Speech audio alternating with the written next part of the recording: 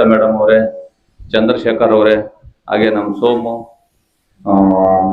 ನಾಗೇಶು, ರಾಜು, ಶಂಕರಪ್ಪ ಮತ್ತೆ ಶ್ರೀರಾಮ್ ರೆಡ್ಡಿ ಮಾಮ, ಎಲ್ಲ ನಮ್ಮ ಪತ್ರಕರ್ತ ಮಿತ್ರರು ಹಾಗೂ ನಮ್ಮ ಅಕ್ಕ ತಂಗಿಯರು, ಅಣ್ಣ ತಮ್ಮಂದಿರು, ಪುಟಾಣಿ ಮಕ್ಕಳು ಎಲ್ಲರೂ ಭಾಗವಹಿಸಿದ್ದೀರಾ.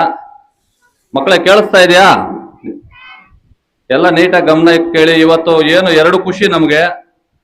ಒಂದು ಸ್ವಾತಂತ್ರ್ಯ ಬಂದಿದೆ, ಇನ್ನೊಂದು ಕ್ರಾಂತಿವೀರ ಸಂಗೊಳ್ಳಿ ರಾಯಣ್ಣ 1798 ಆಗಸ್ಟ್ 15ರಂದು ಇದೇ ನಮ್ಮ ಕರ್ನಾಟಕದಲ್ಲಿ ಹುಟ್ಟಿರ್ತಾರೆ. ಅವರು ಸ್ವಾತಂತ್ರ್ಯಕ್ಕೋಸ್ಕರ ಅಪಾರವಾದಂಥ ಹೋರಾಟ ಮಾಡಿ 1831ರಲ್ಲಿ 26ನೇ ತಾರೀಕು ಜನವರಿಯಲ್ಲಿ ಅವರು ಮರಣ ಹೊಂದಿರ್ತಾರೆ. ಗೊತ್ತಾ ಪುಟಾಣಿ ಮಕ್ಕಳೇ ನಿಮ್ಗೆ? ಸಂಗೊಳ್ಳಿ ರಾಯಣ್ಣ ಬಗ್ಗೆ ಗೊತ್ತಾ ನಿಮ್ಗೆ?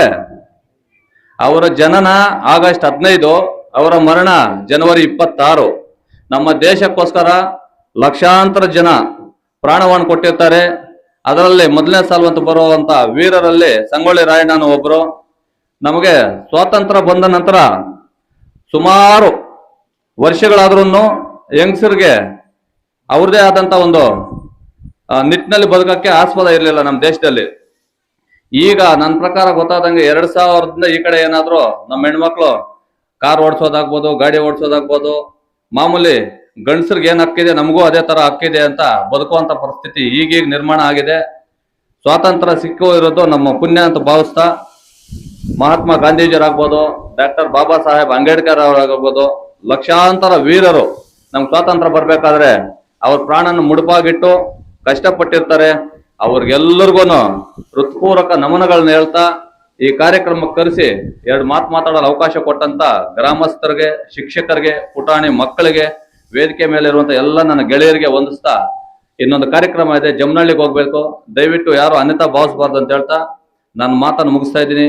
ಜೈ ಹಿಂದ್, ಜೈ ಕರ್ನಾಟಕ.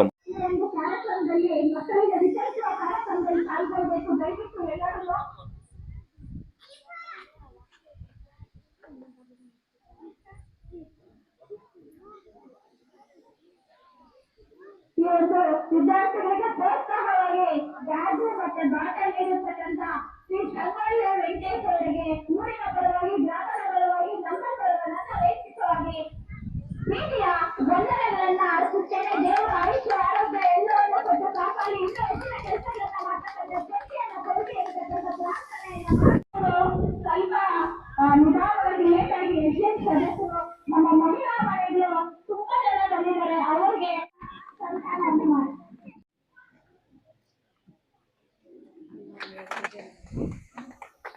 ಪ್ರೋತ್ಸಾಹವನ್ನು ಕೊಟ್ಟಿರ್ತಾರೆ. ಅವರಿಗೂ ಕೂಡ ನಮ್ಮ ಶಾಲೆಯ ಪರವಾಗಿ, ಗ್ರಾಮದ ಪರವಾಗಿ ಸನ್ಮಾನವನ್ನ ಮಾಡ್ತಿದ್ದೇವೆ.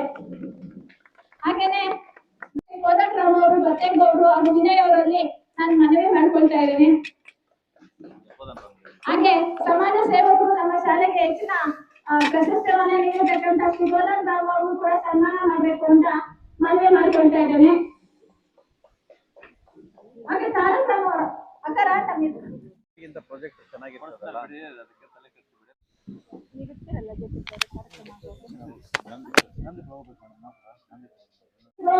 ಎಲ್ಲರೂ ಭಾಗವಹಿಸಬೇಕಾಗಿರೋ